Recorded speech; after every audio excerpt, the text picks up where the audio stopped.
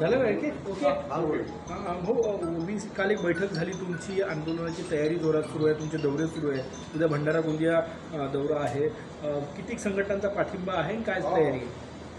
कालही बैठक झाली आणि आज उद्यापासून विदर्भाचा दौरा ओबीसी संघटनेच्या सर्व नेत्यांना घेऊन आम्ही करणार आहोत। मुळात प्रश्न असा आहे की किती लोक येतील त्यापेक्षा ओबीसींचा आक्रोश मोठा आहे आणि हा JR काढून ओबीसीवर मोठा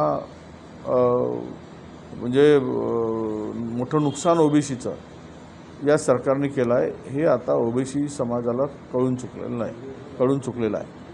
मुळात दोन गोष्टी लक्षात घ्या की हैदराबाद गॅजेटचा विषय काढून जर तो JR काढला आणि ज्या JR मधले चौकशी अहवाल असं एक फॉर्म काढलेला आहे त्यामधून तर सरळ सर्व मराठा समाज ओबीसीमध्ये येणार आहे।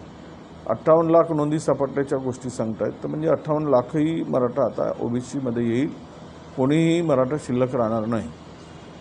आणि अशा स्थितीत एखादा मोठा समाज ज्यावेळेस ओबीसीमध्ये येतो तर हा संविधानिक अधिकार प्राप्त झालेला हा ओबीसी समाजाच्या अधिकाराचा आणि हक्कामध्ये शिरकावच आहे। त्यामुळे ह्या एवढा मोठा समाज जर पक्ष या ओबीसीमध्ये आल्यानंतर ह्या समाजाचं कुठे काही स्थान राहणार नाही। हा कुठेही नोकरीमध्ये दिसणार नाही, राजकारणात दिसणार नाही आणि यांचे शैक्षणिक क्षेत्रात दिसणार नाही। याचं प्रचंड नुकसान होईल आणि पहिलेच खाणारी 2 तोंड उपाशी आहेत आणि परत पुन्हा 4 तोंड त्याच्यामध्ये आली आणि तर मग कोणालाही पोटभर खायला मिळणार नाही आणि बळी तो कान पिळी जिसके हात में लाठी उसकी भैंस हा मोठा समाज जर आला तर मग या गरीब ओबीसी समाजाचं काय अत्यंत वाईट परिस्थितीमध्ये ओबीसी समाज जगतो आहे। त्यांची स्थिती फार वाईट आहे। हे कुठलाही एखादा सरकारने एक सर्वे केला तर त्यांना दिसून येईल की कोणाची स्थिती काय आहे आणि आरक्षण हे सामाजिक शैक्षणिक आणि मागासलेपणावर देतो आहे पण त्याचं कुठलाही ताळमेळ जुळत नसताना हा JR काढून सांगायचं मुख्यमंत्र्यांनी की ओबीसीच्या आरक्षणाला धक्का लागणार नाही आणि वरून इतके लोकांना घुसवायचं। आज धडध म्हणजे सरसकट प्रमाणपत्र वाटले जात आहेत, फार मोठ्या प्रमाणात मोहीम राबवली जात आहे, नको त्या माणसाला पुरावे दिले जात आहेत। खालची यंत्रणा पूर्णतः एकदम दबावामध्ये येऊन या सर्व लोकांना प्रमाणपत्र देण्याचं काम सुरू झालेलं आहे आणि म्हणूनच मी आमच्या पंकजा मुंडे ताई यांनी जे म्हटलं होतं की याच्यावरची श्वेतपत्रिका काढा, सरकारच्या मंत्री म्हणतायत तर मी कालच पत्र दिलं परवाच्या दिवशी आणि यावर श्वेतपत्रिका काढण्याची मागणी की किती मराठांना ओबीसी म्हणून ओबीसीकरण केलं तुम्ही आणि किती लोकांना प्रमाणपत्र दिलं हे माहिती द्या। अनेक मराठा समाजाचं त्याला विरोध आहे, अनेक मराठा नेत्यांचा विरोध असताना हे कोणाच्या दबावामुळे ही सगळी कारवाई होत आहे हे महाराष्ट्रातील ओबीसी लोकांना कळून चुकलं आहे आणि हा ओबीसी आता हद्दपार होतो आहे। तोच इतर समाज पूर्णतः उद्ध्वस्त होत आहे। मायक्रो ओबीसी जो आहे ग्रामपंचायतमध्ये दिसत होता, पंचायत समितीमध्ये दिसत होता, जिल्हा परिषदेमध्ये दिसत होता, तो आता कुठेच दिसणार नाही, त्याला कुठेच स्थान राहणार नाही कारण तो टिकणारच नाही त्या स्पर्धेमध्ये। त्यामुळे त्यांचं राजकीय आरक्षणही संपवून टाकतायत, त्यांचा शैक्षणिक आपला नोकरीविषयक जे काही आरक्षण आहे तेही संपुष्टात येणार आहे आणि आर्थिक स्थिती या माणसाची कमजोर आहेच। अशा वेळेस हा ओबीसी समाजाचा प्रचंड मोठा मोर्चा काढून शासनाचा निषेध करून ह्या JR रद्द करण्याची मागणी आम्ही करत आहोत।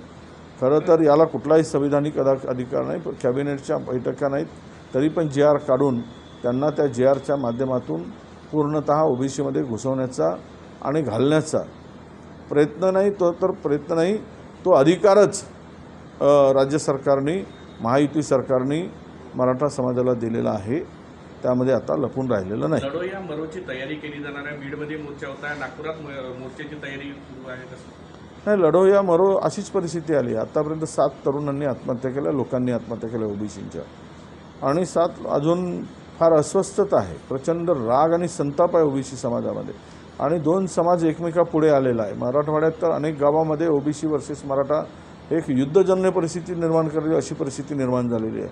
हे सरकारचं पाप आहे। या निर्णय चुकीच्या धोरणाचं पाप आहे, चुकीच्या निर्णयाचं हे सगळं आपण समाजाला भोगावं लागत आहे. त्यामुळे आत्ता परिस्थिती हीच आहे, करो या मरो, नाही तर काही शिल्लक राहणार नाही. आणि यातून सर्व लोकांना समजलं आहे की आता आपण संपलो आहोत, आमचं संपूर्ण आरक्षण संपलं आहे. छगन भुजबळ काल आणि परवा दोन्ही दिवस म्हटले की एकमेव या मंत्रिमंडळात आशेचा किरण आहे ते मुख्यमंत्री देवेंद्र फडणवीस ओबीसीसाठी. तो किरण कधी प्रकाशित होईल? मग निवड बोलून काय, बोलाची कडी न बोलायचं भात. तर त्या किरण, जे आशेचा किरण आहे, तो किरण मग आमचं ते काढलेला जी आर रद्द का करत नाही? तो काय त्यासाठी भुजबळ साहेब का प्रयत्न करत नाही? बाहेर का बोलत आहे? मंत्रिमंडळात बोलून तो जी आर कसा मुळावर आहे ओबीसीच्या हे सांगून कॅबिनेटमध्ये त्यांनी तो जी आर रद्द करून घ्यायला पाहिजेत. मग आम्ही समजतो की आशेचा किरण हा मजबूत आहे, तो लोकांना प्रकाशित करत आहे. ओबीसीच्या हक्काचं संरक्षण आशेचा किरण करत आहे. आशा दाखवून काय उपयोग आहे? आशा दाखवून उपयोग नाही.